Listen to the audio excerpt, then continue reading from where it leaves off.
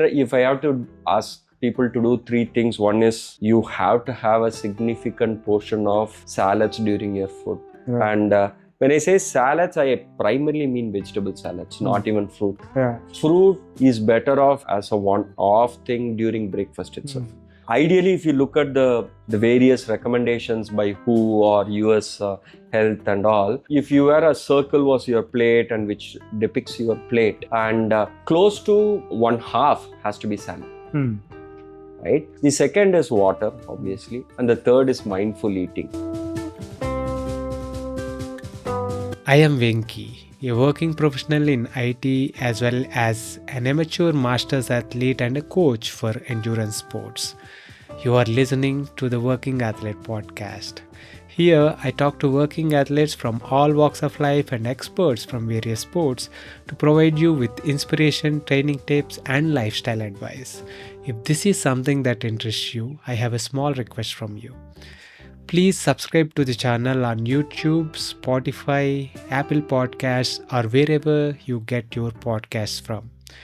You can also let me know what you like and what you would like to listen to more of by commenting in the comment section on YouTube. I promise to do my best to improve with each episode and bring you the best content that helps you and me get better each day. This episode is brought to you by The Bike Affair. If you are in search of a one-stop destination that caters to all your cycling needs, our today's sponsor, The Bike Affair, is the perfect place to check out. I have known the founders of The Bike Affair, Krish and Gokul, personally for nearly 15 years now. In fact, my first century ride was with Krish back in 2008.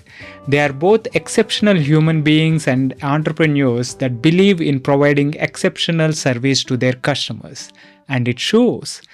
With over 14 years of experience, the Bike Affair has established itself as a trusted source offering honest advice and exceptional service. They are offering a special treat for the listeners of this podcast. You can enjoy a 10% discount on your first order by using the code BikeyVenky on their website. So if you are in Hyderabad, visit their store in Kondapur, or if you are anywhere else in India, shop online by using the link thebikeaffair.com. I will leave the link in the show notes. Now, enjoy the podcast. Hi Gokul. Hi. Welcome again to the Working Athlete Podcast. Thank you. So, Gokul, we briefly met when both of us were in Goa for the Ironman 70.3 Goa edition. So I was first of all surprised to see you there, and I didn't know that you were taking part. And I was curious about knowing you, your running background, and then to cycling, and maybe triathlon was a natural progression or curiosity. What got you into triathlon? So yeah, good question. So it was, it's been a long journey, and I actually did not want to get into triathlons. In fact, I had been helping a couple of athletes do the triathlon without taking care of the swimming part of it. So right from the first edition, which was in 2019, I think. So I never thought I will do triathlons. However, what happened was late 23, November 23, there were a series of things that didn't go very well. And somehow one thing led to another, and I had another episode of piles which I've been suffering from my school days. So, and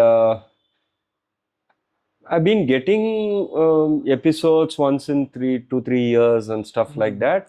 But nowadays, with age and other things also, now if I get one, it tends to be more serious than the one prior. And it was a very difficult phase. So I went through whatever I knew I from the past for almost 1.5 2 months, but there was no progress. Then I knew that the change or what could bring me back would be something more drastic. While I have made a lot of changes lifestyle wise, I realized we need to up the game further. So at that time, around Christmas 23, I met a friend called Deepankar, who is a practicing naturopath. And so then he was extremely helpful. He basically brought me back. And Naturopath is someone who practices in a healing and medicine in using natural ways. Is that yeah, so fair yeah, understanding? he's kind of took an early retirement from software and all, and he spends his time learning a lot about naturopathy, acupuncture, and so on and so forth. Yoga, is a practicing yoga, and he's been on. Is it sort of food as a medicine kind of Yeah, thing? Okay. so he is extreme, no? He kind of hasn't eaten anything cooked for a few years types. Oh. So he eats only primarily fruits and vegetables, mostly uncooked. I mean, I think all uncooked, and so on. So, and he's more of a friend. In fact, I used to be his coach at one point in time. Now he became my coach. So, and so he, one beautiful thing about the experience with him was that a lot of these things are very scary or very difficult to adopt. So he simplified things, took me step by step. Because I used to have 1 hour conversations for the first few days in the week and all. And the first 10 days, even though you are making such drastic changes, nothing happens, right? I mean, but you need to believe in what you are doing and let those changes assimilate over a period of time. Nothing. What were these changes that? So primarily food. So primarily food in terms of what I eat, what I don't eat, and so drinking a lot of water, eating a lot of fruits and vegetables. For the first 1 week, 10 days, I almost hardly ate anything cooked, or the only cooked thing I was eating was curd rice, and lot of fruits and vegetables, and very less of tea and coffee. So and also the timing of those things. So for example, one of the key triggers, which of course my Ayurveda doctor was also telling, but is difficult to practice, you start the day with tea, right? And the whole point of this naturopathy thing was, and I think using those 3 kinds of types of people, you have Vata, Pitta, Kapha, and all. So my system was completely acidic, and he was trying to make it more alkaline. And things like tea, coffee make it more acidic and creates an irritation in the alimentary canal, and which probably leads to constipation and stuff like that. So so that was a long journey. And Deepankar, being a very close friend and somebody who is very keen to help and not just throw some things out there, and he was also very keen on learning from the things that he had personally gone through. And one of those things was that he wanted me not to stop working out and ensure that I don't lose too much muscle. So he probably went a little too hard on the diet part, and that what probably happened was, so that meant that he took a much bigger step back with regards to exercise.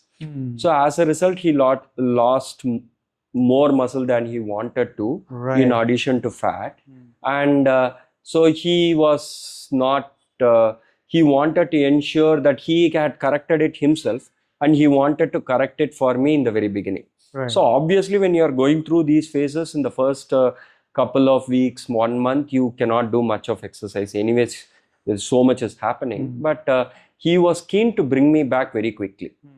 And now I'll connect the dots back. So, and one of the things that he wanted me to do was this: make sure that I get back onto the exercise wagon. And he had told me about this book called Finding Ultra by Rich Roll. Yeah. Right. So then it was more like a motivation for me to say, okay, boss, you can do that. Anyways, I've always been a vegetarian. Right. So veganism I had tried on and off, but didn't work out very well for me. So this guy is somebody who was a Stanford Olympic team member. He was almost made it to the Olympics swimming team, I guess, for the US. And then in that book, he talks about how his friend who doesn't have an arm motivated him to do 5 full Ironmans on 5 consecutive days in the 5 big islands of Hawaii. So of course I think they did take a break or so, or something like maybe 1 or 2 days break, but they completed that project of doing it. And Rich Roll's friend who motivated him to do it, he doesn't have one now. So I read that book somewhere in January 24. So then before I finished the book, I signed up. I was a very poor swimmer. I had more bad habits than good habits, and I barely could swim 25 odd meters at that time. So I knew that I knew about people who are doing triathlons and stuff like that, but just the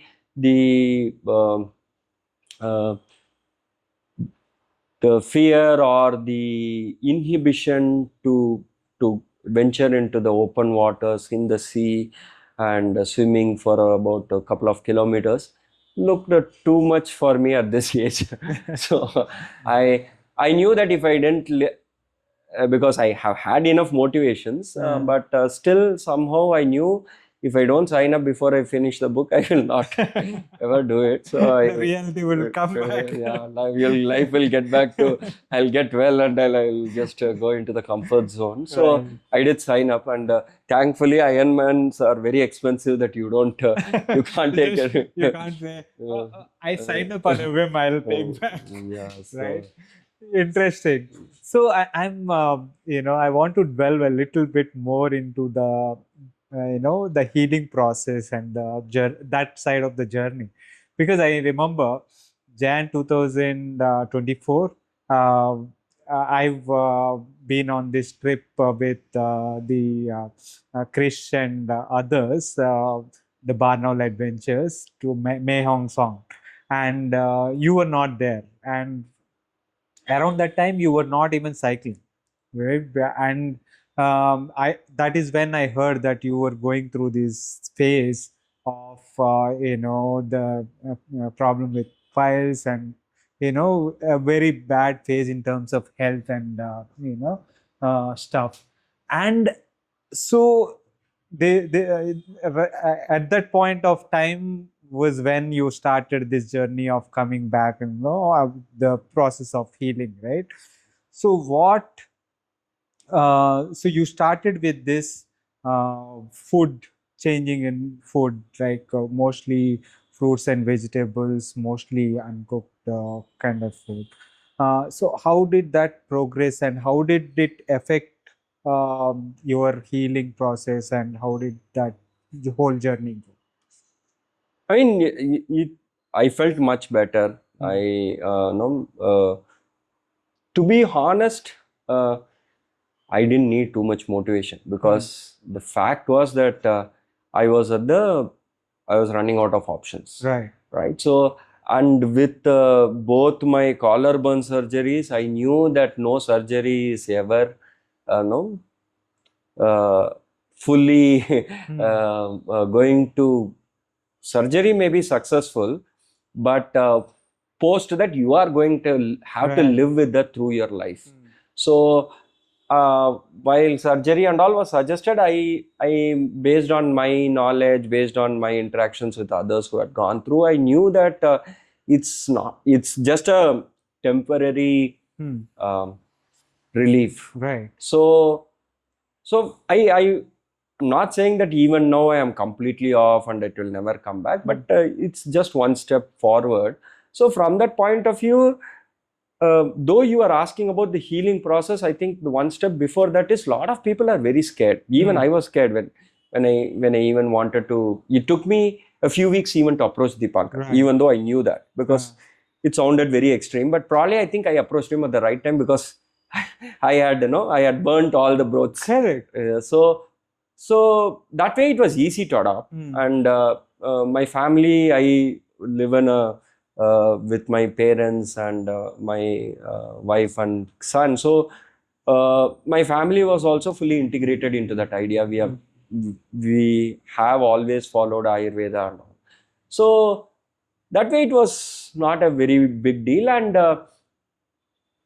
the healing was very obvious, right? So, and the healing was very obvious. Yes, the first 10 days you are going through a lot. I think that is the phase which is the toughest, because you are sacrificing. I'm not saying sacrificing. You are adapting a lot of changes, and at those 10 days you may not see much. It is not a drug, right? So the healing is going to be slow. You have to have, like, at the cost of repeating myself, you will have, at that point in time, you need reassurance and belief, right, to go through that. Then after 10 days, it starts getting better. And another thing is, there is no cookie cutter solution. You need to figure out what is more beneficial for you. So you will also have to try out things in that area. For example, one big surprising thing was tender coconuts were helping me like crazy. So it was almost like if I drink tender coconut, I could feel a relief immediately.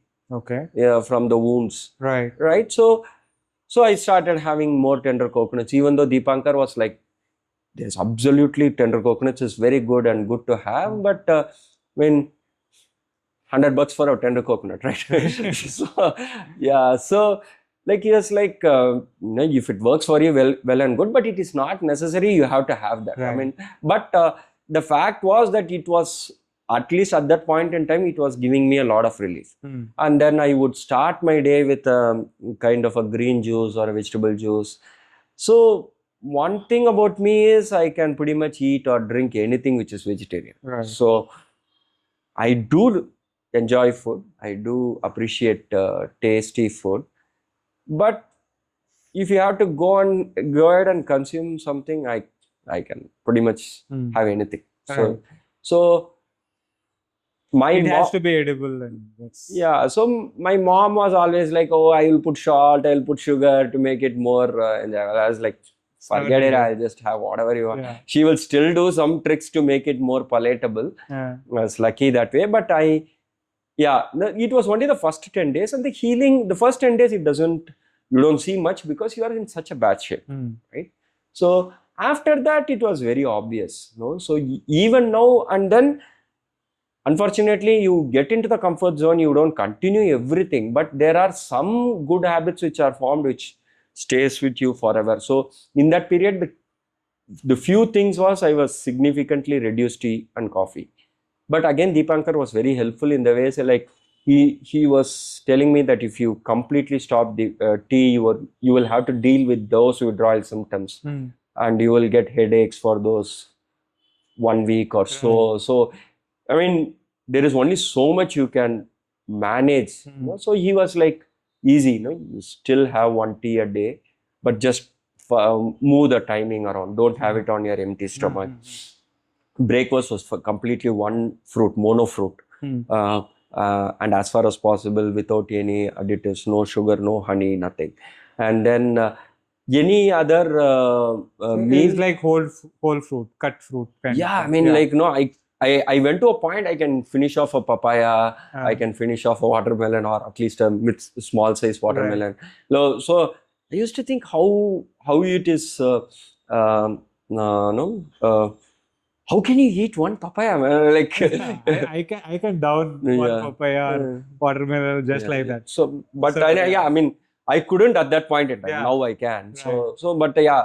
So again, one mono fruit. Then again, he was very helpful in the sense that okay, if you are not able to eat fully and have so much, it's okay. You have one fruit at a time. Then maybe after a couple of hours, have say a few bananas, whatever works. Right. So.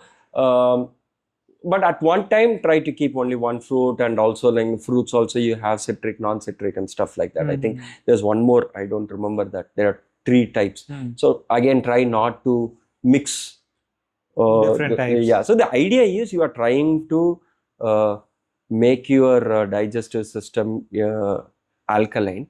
The whole point I think comes back to inflammation, right? If you pour acid on something which is already burning, right, it's going to cause more problems. Yeah. So we are trying to neutralize that, trying to make the whole system more alkaline, and alkalinity comes from fruits and vegetables, anything which is not cooked.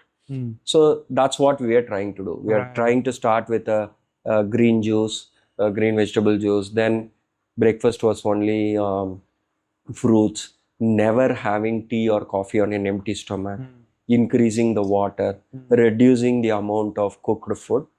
And then just after those 10 days, it was like the bamboo came out. Right. So, yeah. So, that breakfast you said was mono fruit. So, what was lunch and dinner like? So, the initial 10 days was like, even only lunch I was having curd rice. Okay. But I would again start with a bowl of vegetable salad and try to have a little bit curd rice with just salt, nothing else. Right. And dinner also, I think either with a little bit of curd rice and fruits and vegetables kind of thing. Primarily, actually, fruits I had primarily in the morning or as a snack in between if I was hungry. And vegetable salad before lunch and dinner. Okay. And in fact, I think the first 3 or 4 days, I didn't even have rice at all. I mean, he was like, you don't have to do that. But I was like, no, I'll throw the kitchen sink at it right now. If you are doing it, you might as well do it in the full-fledged day. Okay. Okay. So you said after 10 days, it was like a bamboo shoot coming out, right? So suddenly you kind of started seeing benefits is what you meant, right?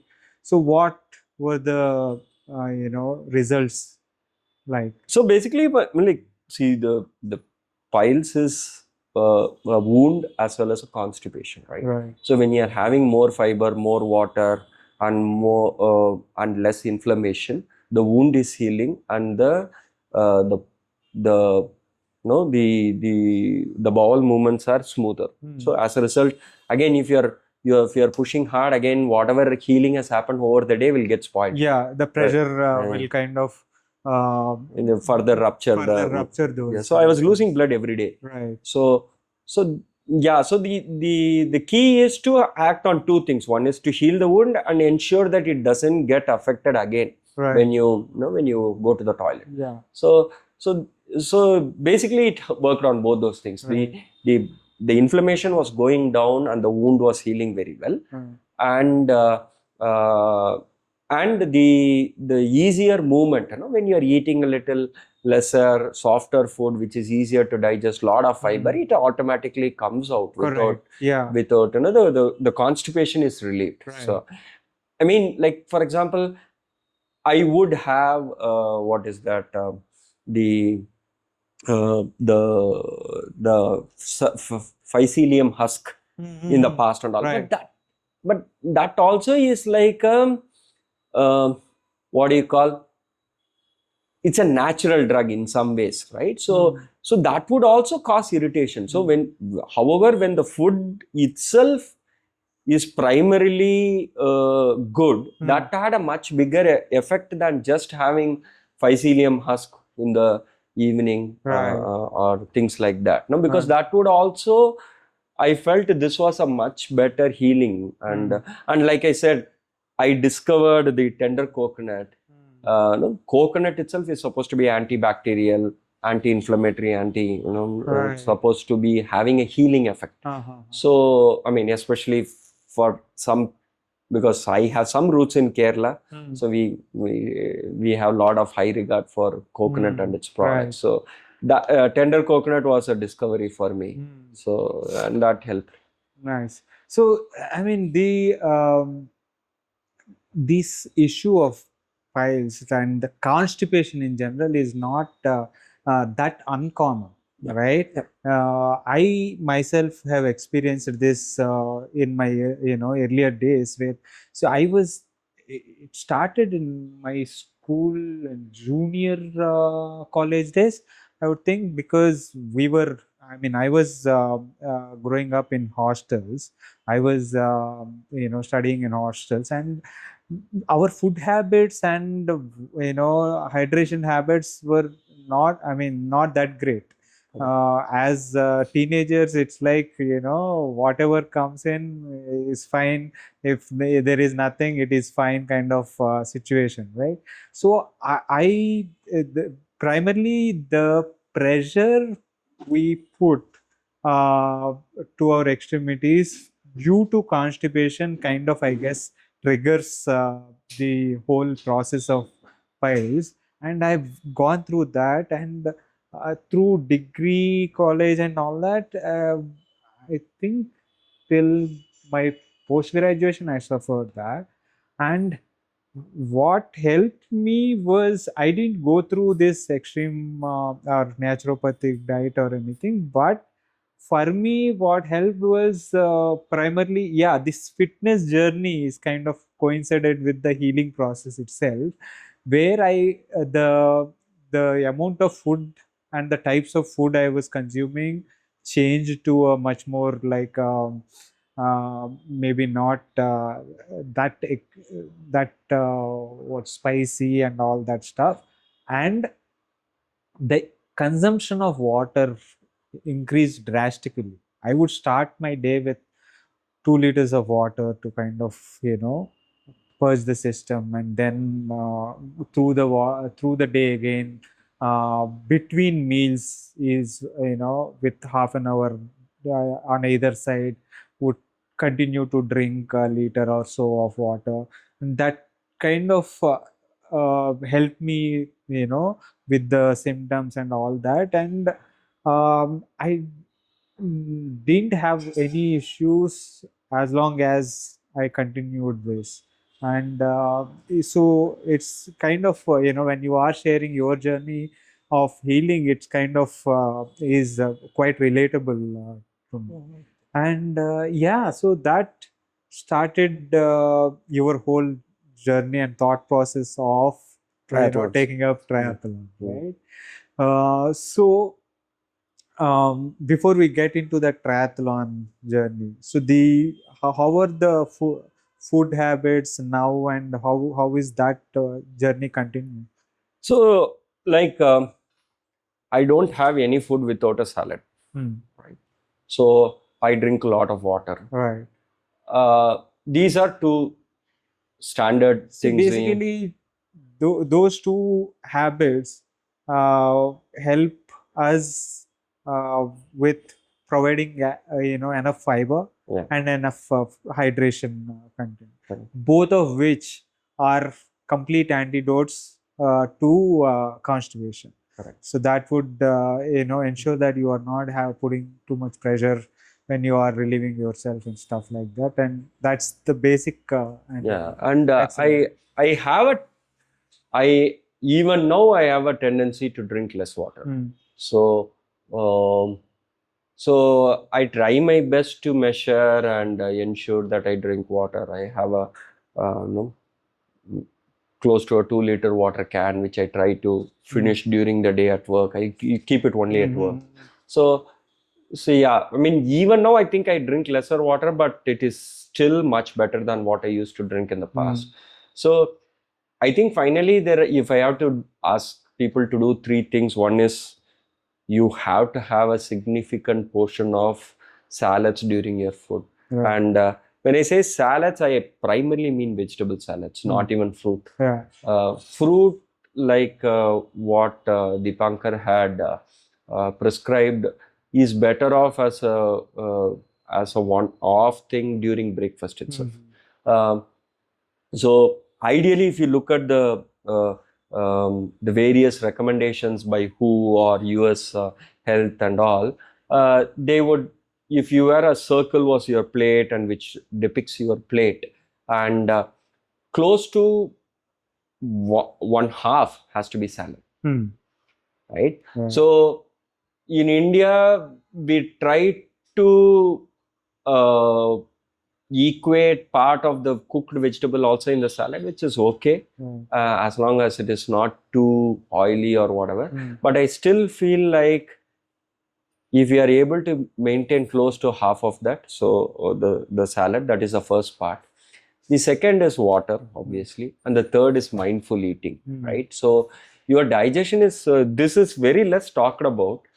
If we can just be mindful and focus on nothing else but chewing while eating, I think that will improve our digestion significantly. Right. Right? So it's very difficult to do. We all try to take a break, we all see YouTube or talk to friends and family while eating.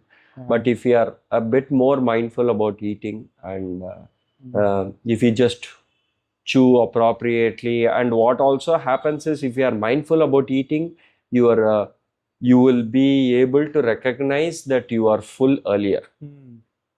If you are not mindful, and if you are watching NBA on TV and eating, you're not going to know when you are full. So those three things, more salads, more water, and mindful eating.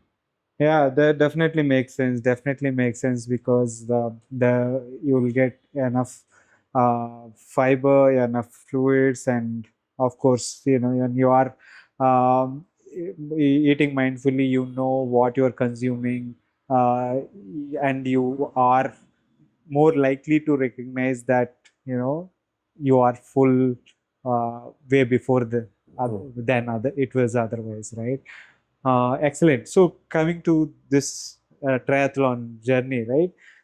Ritual got you into that, signing up to Goa Tri. So how did the preparation, go? And so while you're going through this process, how did you integrate the workouts? How did you bring back working out, and in what phases, and how did you go about training? So, see, a lot of people, it's not a very pleasant disease to talk about. No disease is pleasant to talk about. Piles is definitely not. And however, given that you are a cyclist, a lot of people tend to think that cycling has played a part in this. At least in my case, it was not, because I have had a history of piles. I don't think I want to give an excuse saying it is hereditary, though many of my forefathers have had it. I think I might have inherited their lifestyle habits than the genes. So having said that, okay, anyways, coming to your question with regards to how did I integrate, right? So it was very clear, and I was truly blessed to have multiple people helping me. My family was extremely supportive. I was extremely lucky to have somebody like Dipankar to literally handhold me. I was like a crying baby in that first 10 days. I don't know how he tolerated me. So I would call him and ask stupid questions and then talk about it for 45 minutes. I don't know how he tolerated me. So anyway,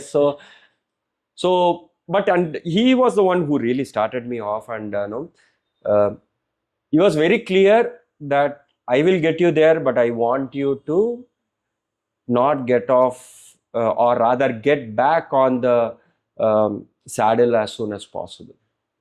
So it was very natural, So, however, having gone through the phase, I know, or I've had the experience of trying IF and stuff like that.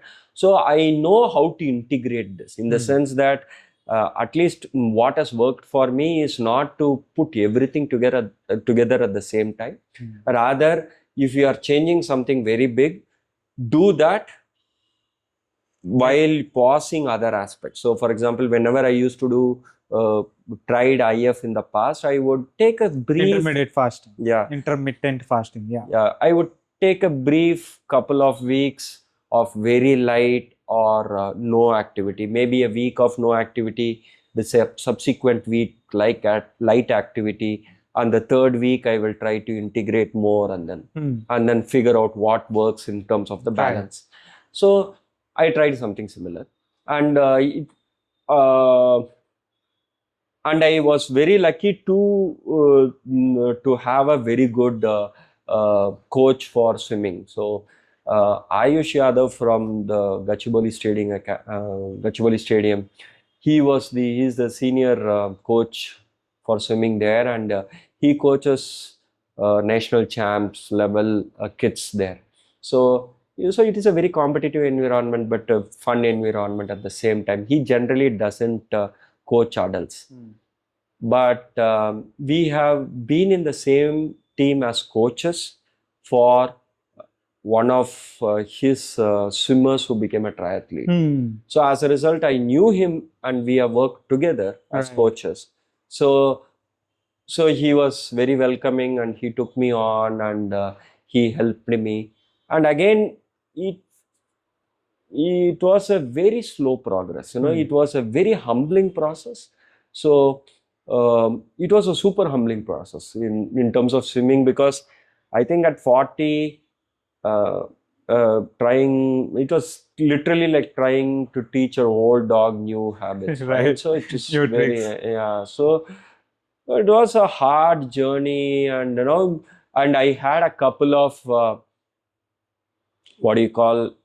restart moments as well. So however, because I was so scared of swimming, the first big half was primarily given to swimming. In retrospect, when I think about it, it was probably helpful as well, even though I don't think cycling contributed to that. But if you have a wound, if you are probably going to cycle again, it can aggravate it. So I think swimming was an easier thing to take up at that time, but it was very slow. So somewhere around January, February, I started swimming. So I was able to do about 25 meters the first day, but afterwards I was really struggling. Like, if I am able to do like the first 1 month or so, if I was able to do probably a couple of times a 50-meter without stopping. And I was afraid of water. The Gachibowli swimming pool is amazing. It's a proper Olympic pool with the 8 feet deep water throughout and 50-meter length. So I was still afraid of water, but because I was swimming in the last lane, I was fine. And then I went through that process. Then after a month, I developed some stamina, and I was like boasting, or I was super happy and excited, and I was telling Ayush sir. Then he came and saw me the next day. I was like, dude, you are so dominated on one side, because I was breathing only from one side. It's like, if you continue like this, you will become like, like this. So next day onwards, he made me swim with breathing from both sides. It was like, I was not even able to swim 10 meters after that. It was like going back, and after you have gone to the 20th floor, you go back to the underground. So again, you spend 1 month and trying to, it is actually very difficult. At least it was very difficult for me to adapt to bilateral breathing. But I went through that phase. But in retrospect, I think while that was a super humbling process, and it was, I had to relearn how to learn, or when you have to let go and just let, Did you know swimming before? I knew, but I was, like I said, I could not even swim 25 meters, right? So yeah, I never I knew swimming. I learned swimming in probably around 97 or something. But it was like basically I was doing something like swimming, moving in water. But I don't think it was, Right. it is not good. It is not right to call it swimming. Right. And the bigger thing is I was afraid of water. I'm still afraid of water. So, but yeah, I mean, and then went through. So in fact, if I go back and then Pondi Gautam Potineni was a running coach and is a very good friend. He was always telling me that Gokul, you are doing too much of swimming. But if you are looking at triathlon from a time and a competition point of view, you want to get through swimming. You are never going to win in the water. To an extent, you may lose in water, but the race starts on the land. So, of course, the present crop of professional athletes are changing that philosophy. Right. So they are taking advantage off the bat. Yeah. So it is very difficult to have a poor swim leg and win. But at least traditionally that was the thought. So I was erring on that side because of my fear of water. And then I think I was swimming, running and cycling, and I went through that, and there were problems there also. Then somehow for the first time, we went to a lake in the outskirts of Hyderabad for a swim for the first time. Super stupid, no? We didn't. I didn't even have a toe float. A toe float is like something which is like a balloon which is tied with a rope to your toe, primarily for people to spot you in the water, no? Because it's a fluorescent colored thing, and you could temporarily hold on to it to float. So I didn't even have a toe float. A couple of guys had one guy had a big twin-seater kayak, and on that basis we had somebody to man the kayak. And then I got into water. So a couple of guys went. I started a bit late. This is the first time I'm in open water. So there was one guy behind me. So I said, I'll just do a 20-meter thing. And across the lake was about 300 meters.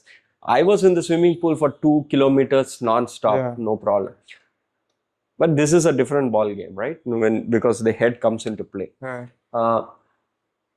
So he was like, okay, go and come back for 25 meters. Then I went 25 meters, felt okay. 50 meters, I felt okay. Then I just started following them.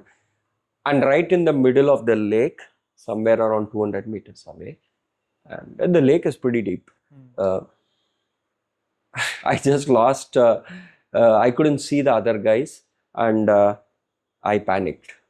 So Rajiv was trying to help me. He was also nursing an injury. So he was a very good swimmer himself, but he has been swimming after a while, and he was not confident of pulling someone out of water. So I shouted out to Rajiv, and then the other guy was battling with the kayak, and it was a twin-seater kayak with one person, so it was a lot of effort. So these two guys started coming towards me, and I'm shouting out in the middle of the lake. I didn't know what is called as treading, but I was doing something to stay afloat. I was definitely afloat. I was not, my head did not go inside the water. I was on my back and I was trying to do something, but I was a little frantic, and I lost my cool. I was panicking, proper panicking, but I was still afloat. So then in a couple of minutes, Rajiv came very close to me, and then he stayed a good arm's length away so that I wouldn't bring him down. Was there? He was like, Gokul, you are doing good, don't worry. But I could see that he was worried because he was shouting out frantically to the kayak. And the kayak guy, he was bichara, he was like full force. He was trying his best because it's a huge kayak and he had never done it. And there was a little bit of wind which was dragging him away from us. And then he had the most workout that day. So after 5 minutes he came, and then I hung on to the kayak and then came back. So when I held on to the kayak, I realized my legs were dead. So I had been beating a lot Okay. frantically, Hmm. but somehow, I mean, so crisis was averted, but I mean, 5 minutes later, anything could have happened. Hmm. So then the next week again we went. So next week, thankfully, there was another swimmer who was like a water baby. Hmm. So he was like super chill in the water, and that day he was trying. He was going to Europe for a 70.3, and which was a wetsuit only swim. So he was trying a wetsuit. So wetsuit is almost like a rubber clothing on Right. top, so which apparently gives you a lot of buoyancy. Buoyancy, It's yeah. very difficult, they say, to uh, sink in. Sync with that, yeah. So he was trying out the wetsuit for the first time. So, and he gave me proper instructions, and I got the toe float that time. Hmm. He made me just go inside, which is 6-7 feet, where I cannot touch the ground, and then just use the toe float, get Hmm. confident. They always say toe float is not supposed to be used like that, but it works. Hmm. But you don't want it to be your real lifeline per se, Correct. but it can work as a lifeline. Hmm. And then he made me comfortable and all those things. Then, and he was, another thing was, he was swimming next to me. Hmm. So, and I also had the toe float. So since he was swimming next to me, sighting became easier. Hmm.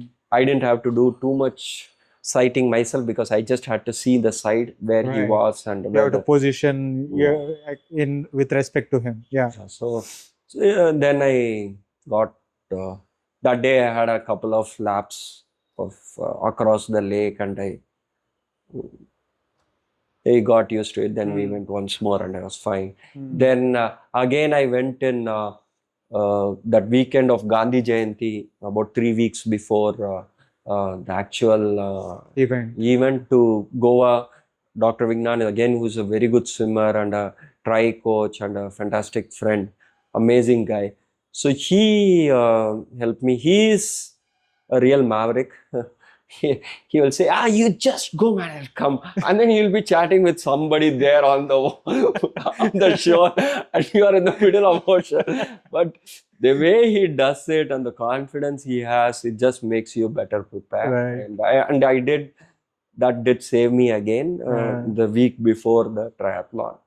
So yeah, and the 3 days of camp that Vignan did significantly helped me, and I grew confidence, and I became slightly better at treading in the water there, and that's how. So to go back to your question as to how did I, 24 was primarily getting used to the water. No? So I did not do enough definitely for the bike and the run.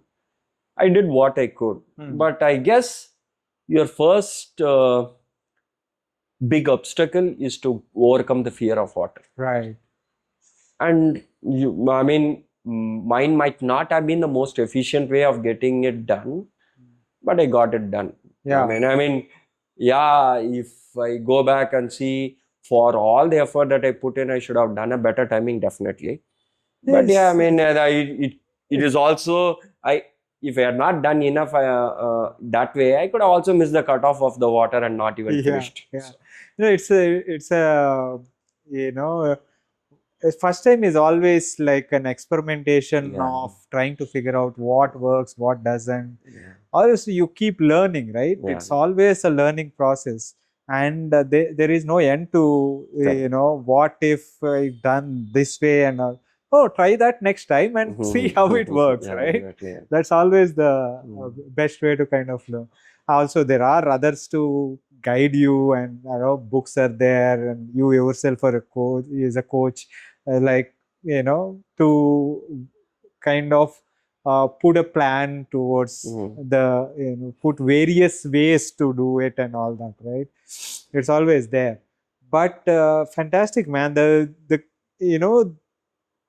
going into open water for the first time, and panicking Mhm. is, I think, maybe the best way to Yeah, exactly. I mean, get over the. yeah, I didn't waste any time to panic. That much I can tell you. Generally, I'm slow in things, but this one I was very fast. First 5 minutes I panicked. So, Oh man, that's a crazy learning. Mm. So, and you got to the start of Mm. Goa Mm. Ironman 70.3. How did it go? How? So yeah, I mean, there was again another story. You know, I mean, the story of 24 Goa has been all about water only. So I gave myself a week. So I landed in Goa the exactly the Sunday before the event, and it was actually when the Monday morning I was about to go to the beach to try, and then it was while on my walk towards the beach, it was pouring like crazy, and we had to abandon that day. And I was doing a lot of walking that week. I obviously coming from Hyderabad, which is very dry, and going to a place which is seashore, having a lot of humidity, having a lot of rain, and doing a lot of walking. I didn't realize I got dehydrated significantly. Right. So the Wednesday, I was trying to do a swim and a run. So I had almost completed my swim, and we are all on our own. We are just swimming back to the shore. We had done about a kilometer and a half of swimming. So I'm swimming towards the shore, and maybe just 100 meters away from the shore, on my right calf cramped like crazy. So I had only one instance of a cramping in the water before, and that was in the swimming pool. And just for it was a momentary thing. I just held on to the rope at that time and just got out. This time we were all left out. There was one guy who was just swimming next to me. I shouted out when I cramped. I tried to swim anyways in the kind of swimming that I was doing. We were not using a lot of legs because to conserve it for the land. Cycle and Yeah. run. So, I tried for a couple of strokes without using my right calf, which cramped, but it was not working. Hmm. And I was shouting out to the guy who was next to me. He couldn't hear. He went away. So I was in deep waters. Yeah. I mean, deep as in deep. It is Right. at least 8 to 10 Yeah. feet deep. I cannot feel the ground. Yeah. So thankfully, during one of my conversations with a friend in the pool, he is again a person who loves the water. Uh, and he had told me how he kind of lost control of his time once when he was deep in water, and then he cramped badly. He was like, he didn't realize how long he had been in water in the ocean in Chennai, and he had kind of cramped, and he was waving to his folks at the ground. They were thinking he's just saying hi, Yeah. and he was cramping. And then he was like a good 500, 600 meters inside. And then he just floated on his back for 20 minutes and then gradually came out of it and Right. came ashore. So I don't know whether I had enough um time or presence of mind to really adopt that, but that's what happened. Hmm. So after, the first step I tried was to try swim without using the legs. It's not very comfortable. Then immediately I went on to the back. I was just floating, not doing anything, just floating on my back, Hmm. and I could do that for a while. So not using legs or hands, and just went just flipped over and floated on my back for about half a minute, and then the half a minute for a cramp to go away doesn't happen that easily, but probably I was lucky that day. Right. So the cramp went away immediately in half a minute. I think I don't know, or I think it will be too what I say, too arrogant to say that I was calm. I should not have been calm, but I don't know what happened. Hmm. So I was calm, or I think I was not too panicky. Hmm. And then half a minute later, I came out. So that episode was gone. But that evening, Wednesday evening, this was 4 days before the event, I realized this was not a one-off thing, but it had cramped very hard. Mm. So my right calf was like a rock. Mm. I couldn't walk, I couldn't step up.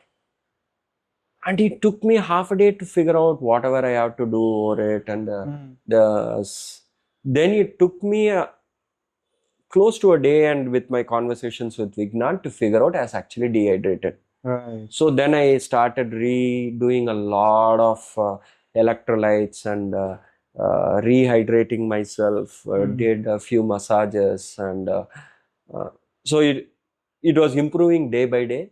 Even on Saturday morning, I couldn't walk without pain. Mm. So, or Saturday morning, the pain was hardly there types. So then I was fully focused only on getting this out, the time from Thursday to Saturday. Mm. And then I was making progress every day. And then Sunday was fine, completely fine. There's no pain, absolutely zero pain.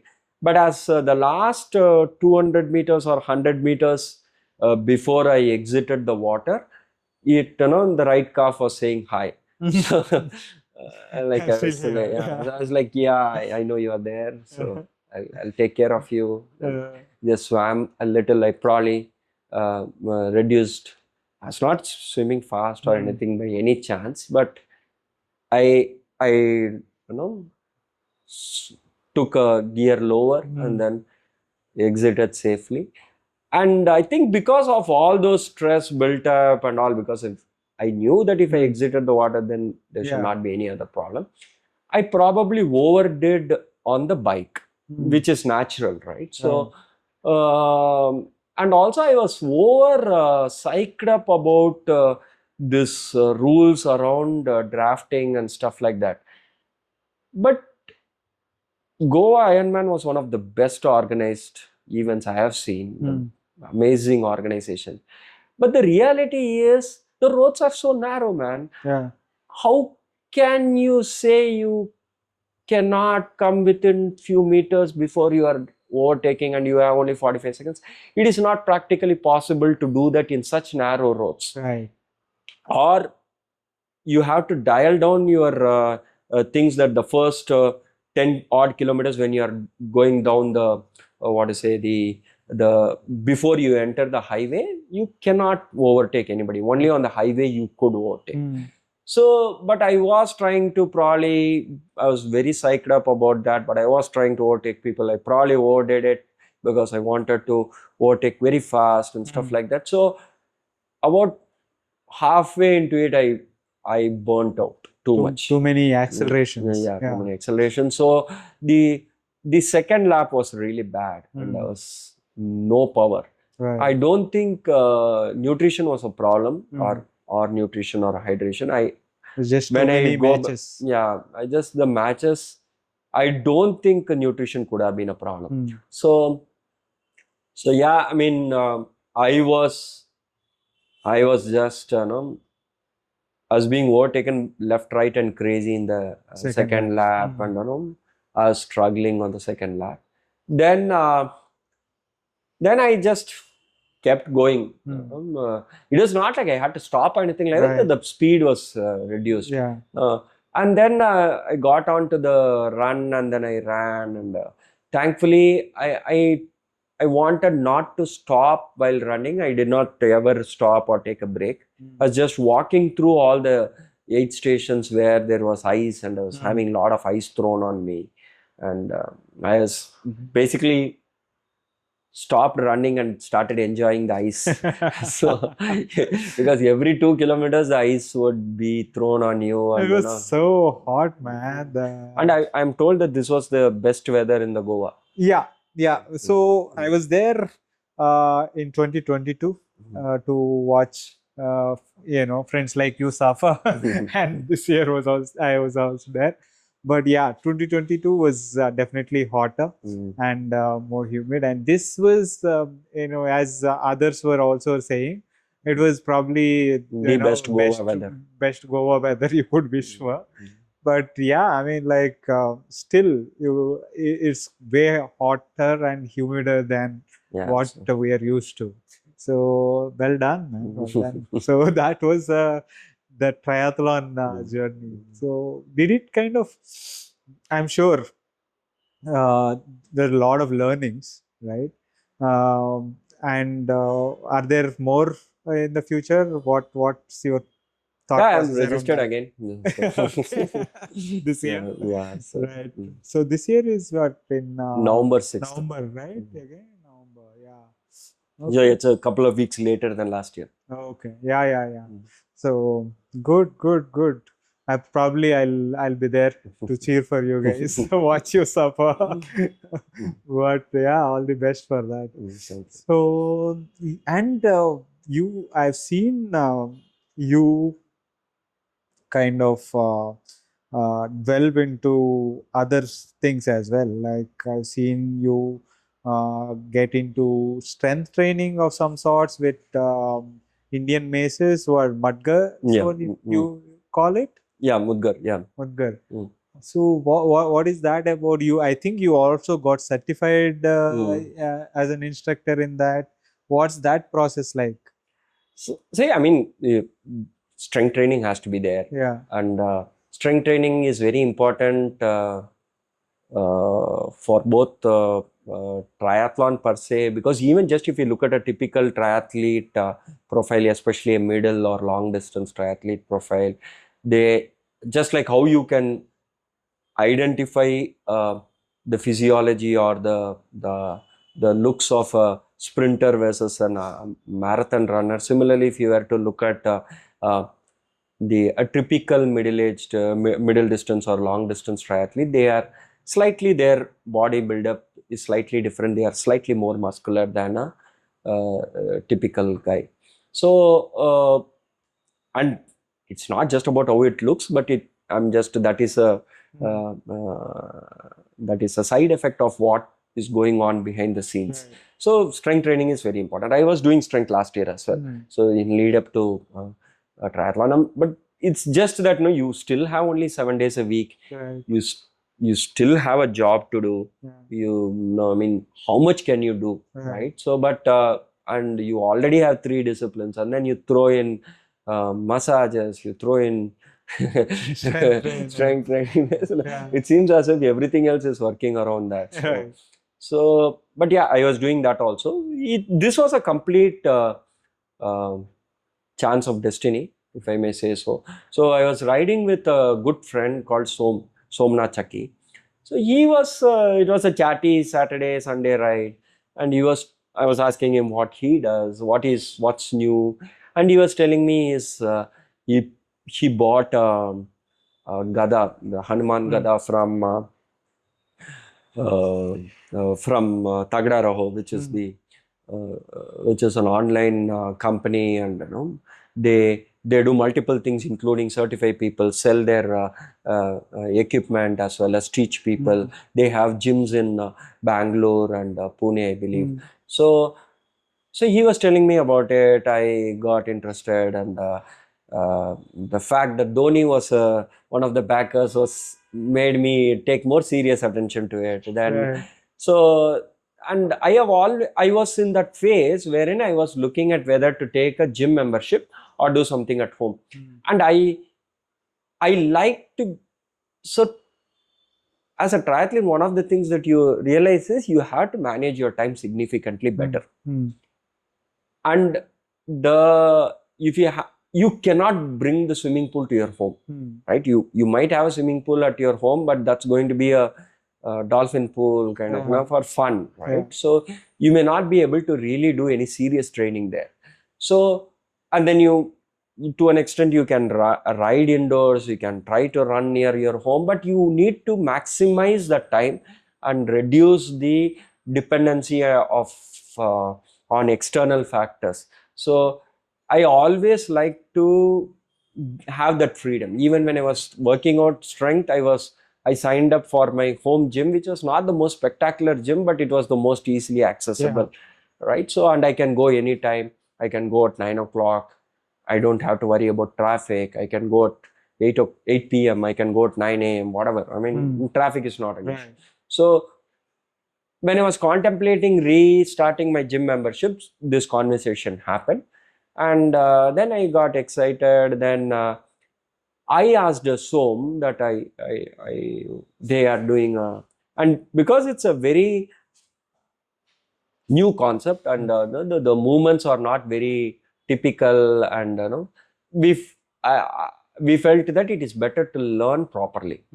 So I saw that Tagda Raho is doing a certification. The certification, what I did, our objective was not necessarily to become a professional instructor, but to do it right for us. Right. And of course, I don't mind if I have to help a few guys and Yeah. stuff like that. But the objective was to learn for ourselves in the right way. Proper technique. Yeah. So, and whether they call it an instructor certificate or a practitioner certificate, it doesn't make a difference, right? So, but it is essentially that it is a practitioner certificate, and because you are learning it with both the practice and the theory, and seeing it correct and stuff like that, you are becoming a first level instructor. Right.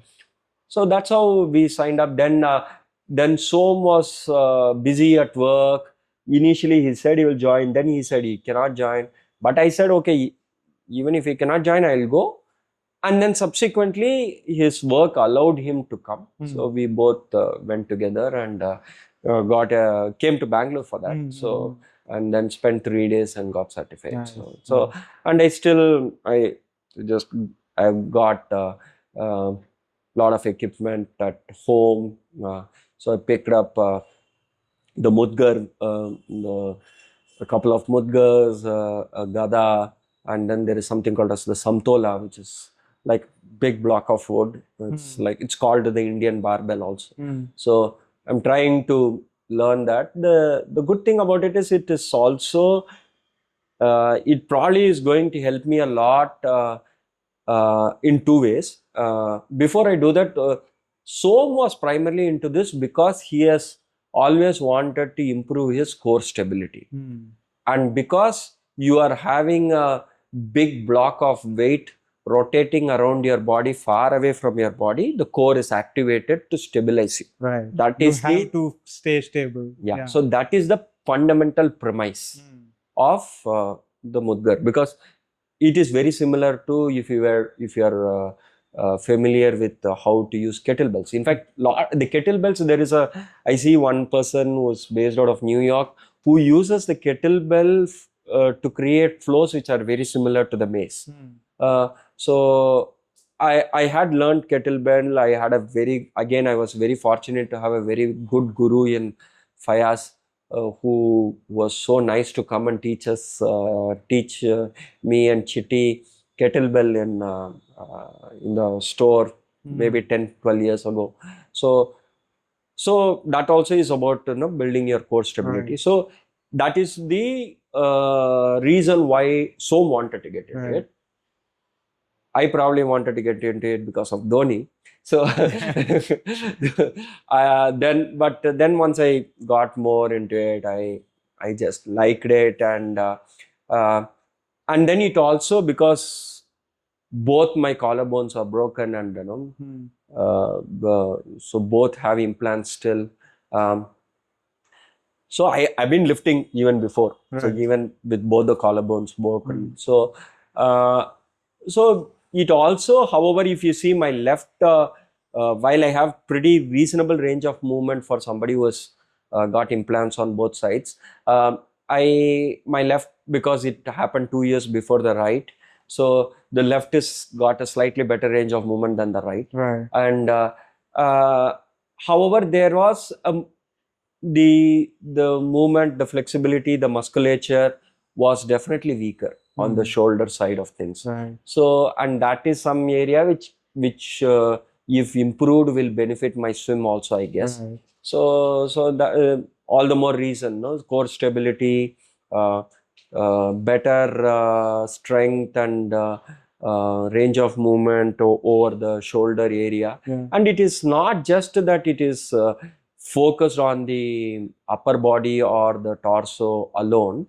It is going to help your legs as well. There are Samtola, you can do deadlifts, you can Right. do, you can do cleans, you can do squats, you can do whatever you Yeah. want. So Excellent, man. So that's become your strength routine yeah, nowadays. so I try to do it at least once a week, sometime Mm, twice. So, mm. yeah, but I even this morning I was thinking, but I think I still want to go to the probably get into the gym as well sometimes, Yeah. but things are very It's about expensive time. and time. Mm. I mean, like Yeah.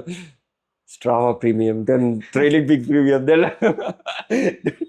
then equipment for this thing. So there's only so much you can afford. Yeah, yeah, yeah. Nice, nice. No, this is see one thing that I've always been impressed about you is that you know the ability to say start from scratch and keep learning, right? That learning nature, the willingness to learn, put yourself out there, and uh, like you did with swimming, like overcoming, that you are going to probably drown and die when you are out there in open water swimming, but you put yourself out there, overcome the fear, have a hairy situation here and there, but it is important to overcome that fear and continue to learn. And the same kind of continues the curiosity to and the willingness to learn is what makes a good student and a great coach, I would think. And uh, all the very best for this edition as well. Thank you. And I'm sure you would continue to learn and continue to grow for yourself and for your mentees and trainees. So all the very best. Thank you. Thank you.